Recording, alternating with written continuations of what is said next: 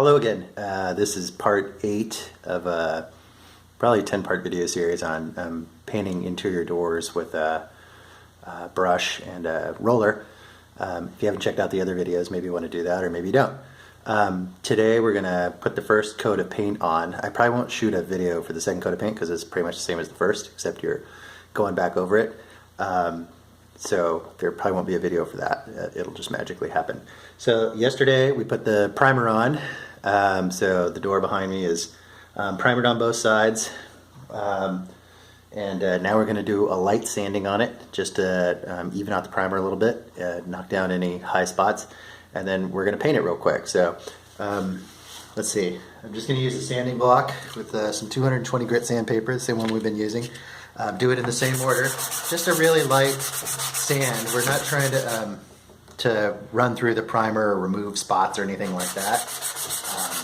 We're just kind of knocking anything down. It should have like a kind of a velvety feel to it when you're done knocking it down.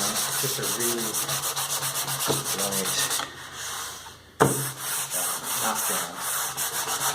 This is a good opportunity as well if you're really particular. If you missed any spots, sometimes you'll see them when you put the primer on. And you can go back and make a second round of repairs with the Wood Putty if you're inclined to do so. And then you can just spot prime those spots just really lightly with the brush and feather them out. Okay, so I'm not going to work on the panel detail with the sanding. I don't think it makes a huge difference. One of the areas I'm focusing on is these transitions between the pieces of the doors. If there's any high spots there, it feels good to smooth them out. So just do those in the same order I painted in.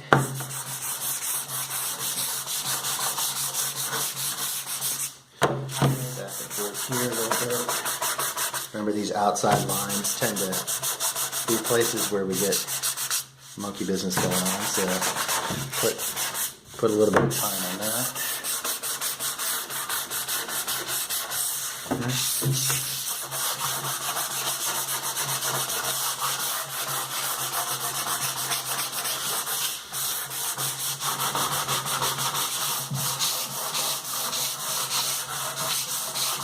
You want to be careful not to run down on the edges at too much of an angle because you'll rub all the primer off. And then you'll have to reprime that.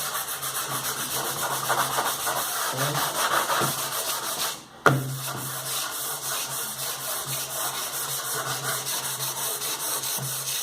I'm just going to come up. Sometimes along these edges I get a little bit of stipple that I didn't brush out, so I'll just try to notice that down if I can.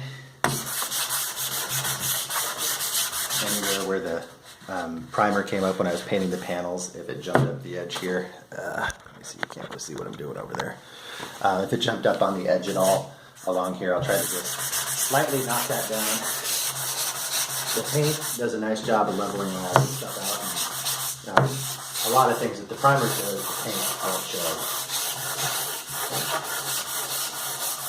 Alright, so I'm going to grab the vacuum this off real quick, then we'll hit it with the tack rag, and then I'll show you kind of some close-ups of the primer. Hold on just a sec.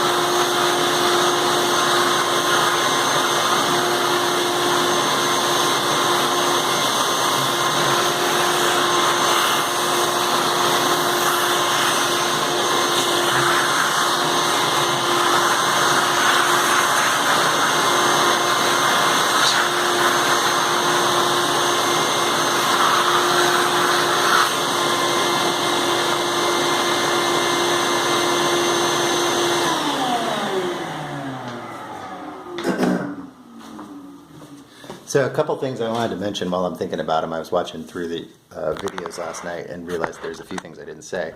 The first is that when you use your upholstery attachment from your vacuum, you want to make sure you have one that's not all greasy. I got a bunch of metalworking tools and stuff out here in the garage that tend to get kind of greasy, so I try not to use this on there because I use it on the doors as well. You wouldn't want to be smearing any sort of grease or anything oil based onto here because that'll make the paint not stick.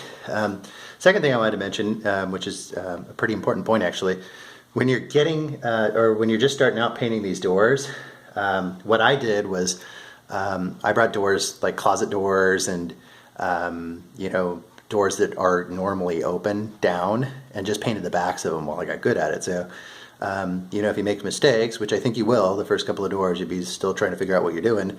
You can make mistakes in areas no one's going to see. So, if you got up close and looked at the back of some of my doors upstairs, you'd see that there's, whatever on them. But that's how you learn. You just have to develop a feel for it. So don't get discouraged. Just do the backs of doors and it'll be your little secret. All right, so I'm going to get the tack rag here.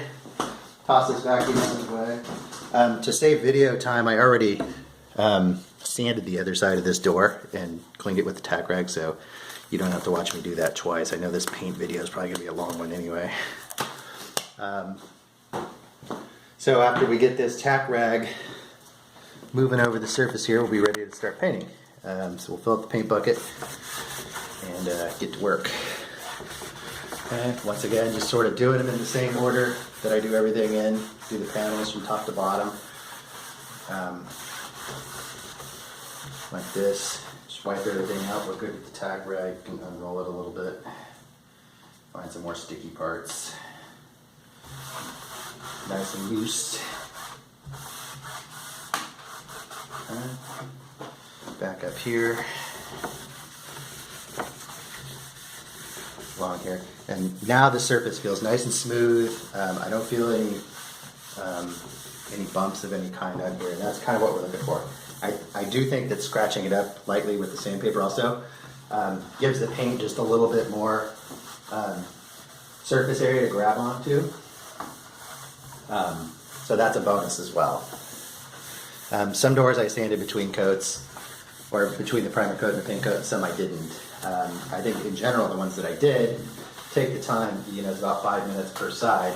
I think those come out just a tiny bit nicer. So it's worth doing. It's a little, everything here is a little bit time consuming, but in the end you can get these doors painted and all the hardware replaced. You can paint them with really nice paint actually, and all the hardware replaced. If you're willing to put in a couple hours of work on each one, I'm under $40 a door here, and they look brand new when you bring them into the house. $40 with the hardware. So time is money, I guess.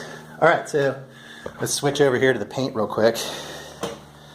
Let's see. I don't have great paint on this side of the garage. I need to put some whites in. But what I'm going to do, remember I cleaned out of this little bucket here, the Versatainer. I'm just going to get my paint. I don't have a ton of paint in there right now. Remember I'm using the Sherwin-Williams Pro Classic. It's got a little bit of a learning curve, but it works really nice. I don't have much paint in the bucket, so I'm going to stir this paint up real quick, add some to the bucket, and then we'll get to the painting. Just got a screwdriver, my paint stirrer. I'll put some gloves on real quick, just a sec.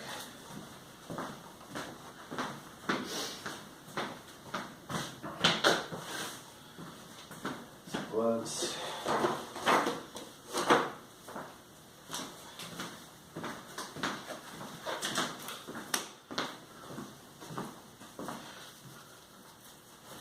Okay.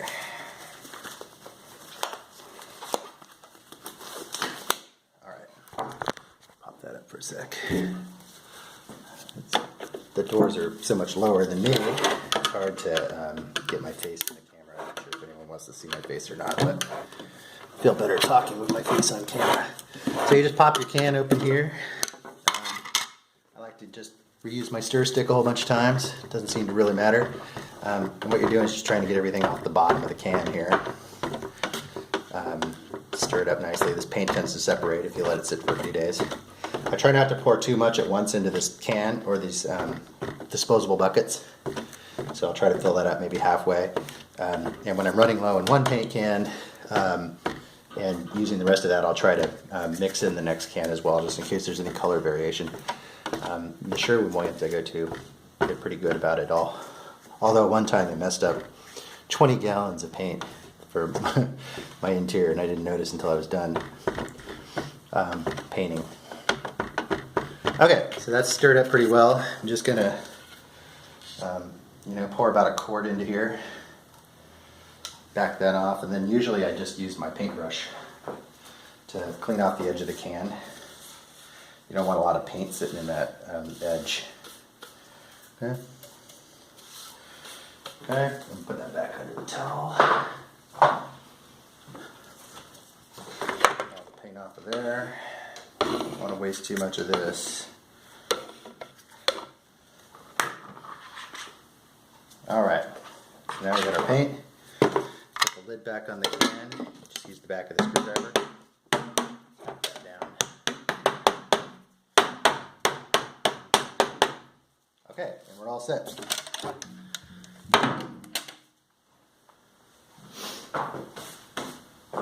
So I move us back over here. See if we can get a nice, reasonable angle here. That looks about okay, I guess.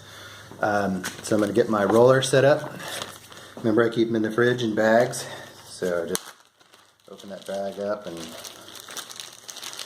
try to shimmy it around here. And push it all the way on to the same frame that I was using before. Okay, try to get it most of the way on so it doesn't leak everywhere. If you get a little paint on your hands, you can wipe it on your paint shirt or a rag. I tend to use this shirt as a rag. Never wash it. Okay, so here we go.